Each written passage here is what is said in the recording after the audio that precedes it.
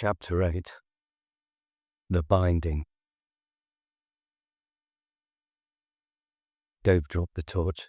It rolled away, leaving a trail of red. He stood there, hands dripping, body shaking so hard his teeth chattered. He looked at what he'd done, then at his hands, then at Chris. I didn't, he started. His voice broke. I couldn't stop. I tried to stop. I know, Chris said. His throat felt like it swallowed broken glass. I know, mate. Hannah clapped her hands, a light, delicate sound completely at odds with the carnage at their feet. Good, she said. The anchor is set. Now, she looked at Dave with something almost like pity. You can go. The witness has served his purpose. You'll carry the story. Tell whoever you like. They won't believe you. Huseevo gestured, and the air that had held them released. Dave staggered backward, caught himself against the wall. His hand came away, wet.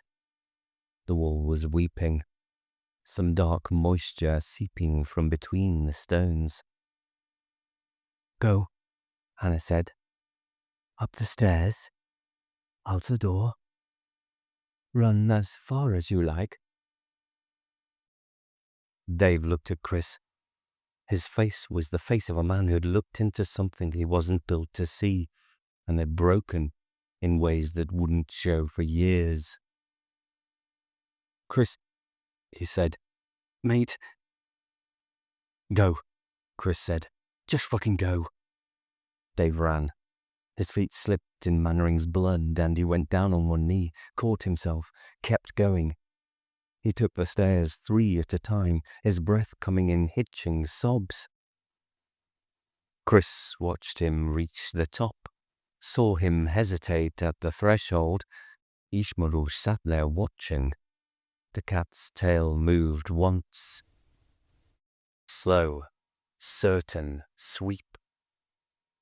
Then it stepped aside. Dave vanished into the house above. They heard his footsteps running. The front door opened. Chris heard the latch click. Then, silence. Chris was alone in the cellar with Hannah, Huseevo, Tracy, and the sacs that breathed their slow, patient breaths. Now, Hannah said. She moved to Tracy and lifted her. Cradled her like a child, despite the fact that Tracy was a grown woman, 23 years old, someone's daughter, someone's friend. The seed. She laid Tracy on the stone floor inside the circle. The blood from Mannering's body had reached the edge and stopped there, pooling against an invisible barrier. Hannah began to clean Tracy with ritualistic care. Folding white cotton she used each time it produced dirt on the white. Eventually, setting it aside. Tracy didn't resist, couldn't resist. Whatever they'd given her had left her conscious, but paralyzed, aware, but unable to act. Then Hannah turned to Chris. Your clothes, she said. Remove them. Chris's body moved without asking permission. His hands went to his jacket, peeled it off, dropped it. His hands found the buttons of his shillet and worked them loose one by one. He wanted to stop, willed himself to stop. Nothing happened. His body had been taken from him, made into something that followed orders from somewhere, outside himself. He stripped down to his skin. The cellar's cold air raised goose skin on his arms, his chest, his legs. He stood naked in the circle, and Hannah looked at him with the clinical assessment of a farmer examining livestock. "Strong," she said. "Young, healthy. The seed will take. 9 months from tonight, the child will come." She moved to him, put her hand on his chest. Her palm was cold, impossibly cold, and where she touched him, his skin went numb. "You'll do this because you have no choice. And when it's done, you'll leave. You'll go back to your life. And in 9 months, you'll come back. Because you'll need to know. You'll need to see." She positioned him above Tracy. His knees touched the stone, one on either side of Tracy's hips. Tracy looked up at him, and in her eyes he saw everything she couldn't say. The terror, the violation, the knowledge of what was about to happen, and the absolute inability to stop it. "I'm sorry," Chris whispered. "Tracy, I'm sorry." Her mouth moved, forming words no sound would carry. "Not your fault." Hannah began to chant. The language was old, guttural, full of sounds that caught in the throat and twisted there. Hungarian maybe, or something older than Hungarian, something that predated the language people spoke in cities with names. The chant built in rhythm, a pulse that matched Chris's heartbeat, that made his blood move faster, that reached down into him and pulled at something primal and unwanted. His body responded. He felt it happening, felt the physical mechanics engage despite his revulsion, despite the screaming refusal in his mind. His hands moved to Tracy's thighs, spread them. His hips settled between them. Tracy's eyes squeezed shut, tears tracking sideways, falling into her hair. From the darkness beyond the circle, Oliver's reversed prayer grew louder, a mad counterpoint to Hannah's chant. "Amen. Und nimmt du Bonrep still des." Chris entered her. The violation was absolute, a desecration of everything human, everything decent. Tracy's body was there but not willing, present but not participating. Her tears came faster, silent, and Chris's own tears joined them, dropping onto her collarbone, her shoulder. His body moved machine-like, driven by Huseevo's power, by Hannah's chant, by whatever ancient horror they'd awakened in this cellar. He tried to think of something else, tried to remove himself from what was happening, but Hannah wouldn't allow it. A chant reached into his mind and forced him to be present, to feel every moment, to be fully conscious of what he was being made to do. This was part of the ritual, the awareness, the unwillingness, the terror. The seed had to be planted in horror. That was what gave it power.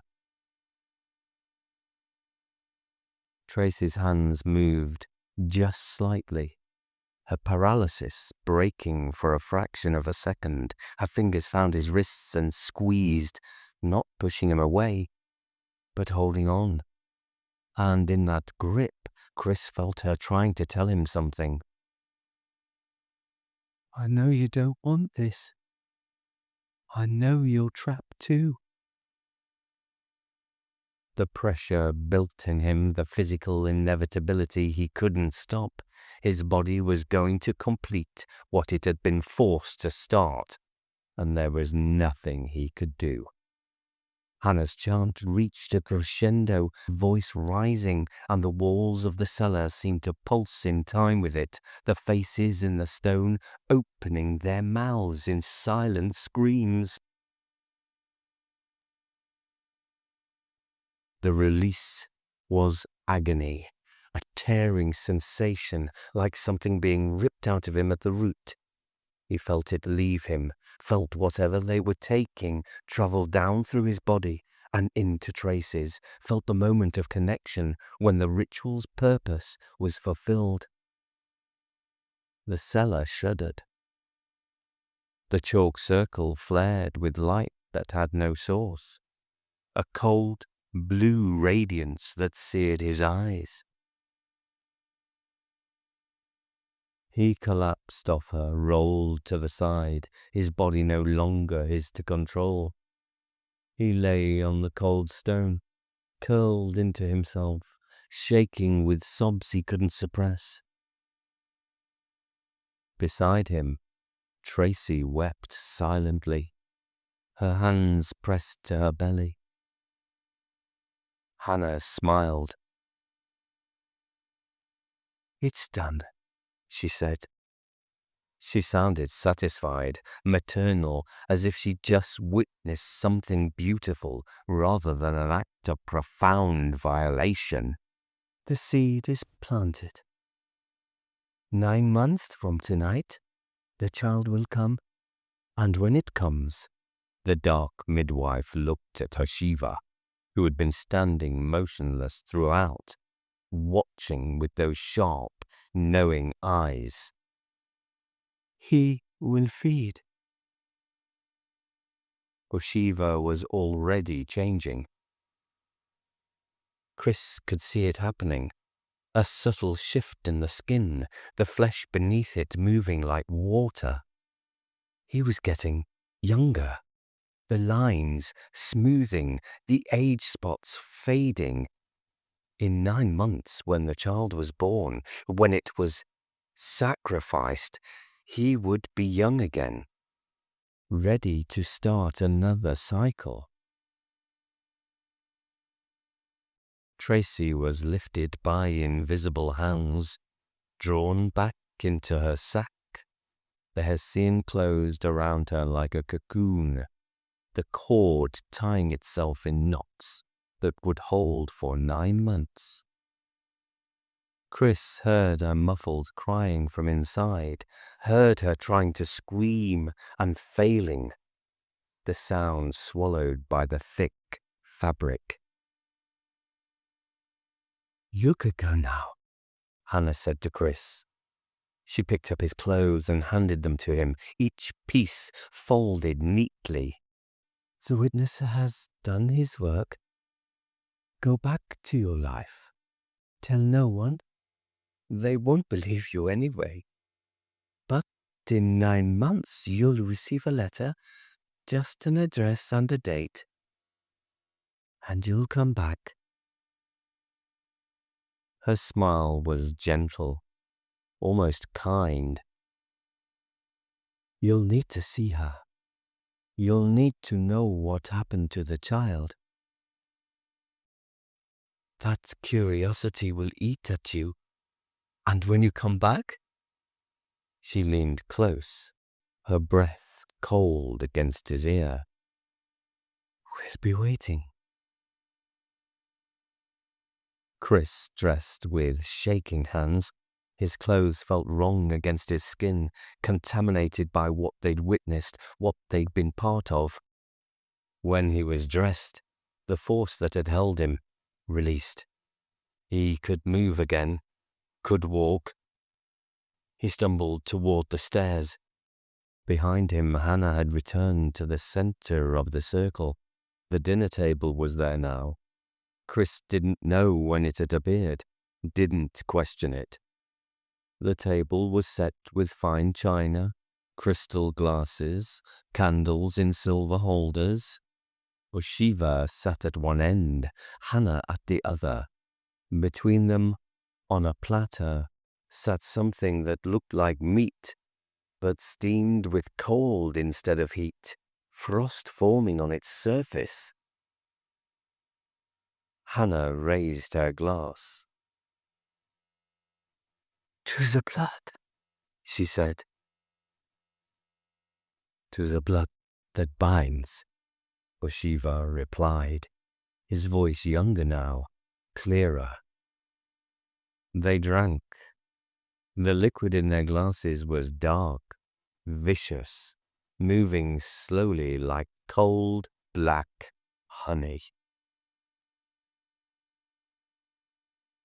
Chris ran.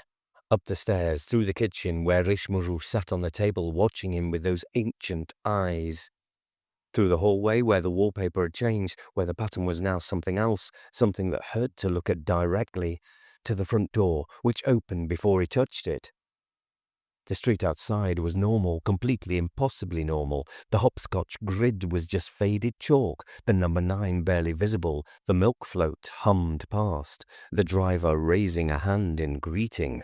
The boy at number 14 was kicking his ball against the wall, a steady rhythm, thud, thud, thud. The woman with the housecoat was watering her hanging baskets, the water making dark patches on the pavement below. Dave was sitting in the van. He was rocking back and forth, his hands still covered in Mannering's blood, his eyes vacant. When Chris opened the door, Dave didn't react, didn't even look at him. "Dave," Chris said. His voice came out broken, just a whisper. "Mate, we need to go." Dave kept rocking. His mouth moved, forming words that came out in a whisper. "Witness completed." Chris drove. He didn't remember starting the engine, didn't remember pulling away from the curb, but suddenly they were moving. The estate receding behind them, the normal city appearing around them like a stage set rolling into place.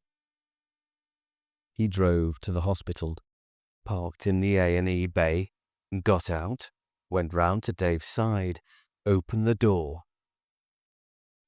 "Come on," he said. "How do you get?" Dave got out mechanically, his movements puppet-like. Chris led him to the entrance, sat him down in the waiting area. A nurse approached, saw the blood, the vacant eyes, and started asking questions. Chris answered them in a voice that didn't sound like his own. Found the man in the street, covered in blood, doesn't speak, needs help. He left before they could ask more, drove home, parked outside his flat, and sat there for 10 minutes, unable to make himself move. When he finally got out, his legs barely held him. Inside, he went straight to the shower, turned it on as hot as it would go, stripped off his clothes and threw them in the corner, stepped under the spray. The water scalded him, turned his skin red, but he couldn't feel clean. He scrubbed until his skin was raw, used up an entire bar of soap, washed his hair 3 times. Nothing helped. He could still feel it. The cellar's cold, Tracy's tears, the violation that had been forced through him like a blade. He got out, eventually, dried off, put on clean clothes, found he couldn't stay in the flat. The walls were too close, the air too thick. He went out, walked aimlessly through streets he didn't recognize, past shops and cafes and people living their ordinary lives. He wanted to scream at them, wanted to grab them and make them understand that the world wasn't what they thought it was, that there were horrors operating just beneath the surface, that bureaucracy and ritual could bind you into something monstrous without your consent.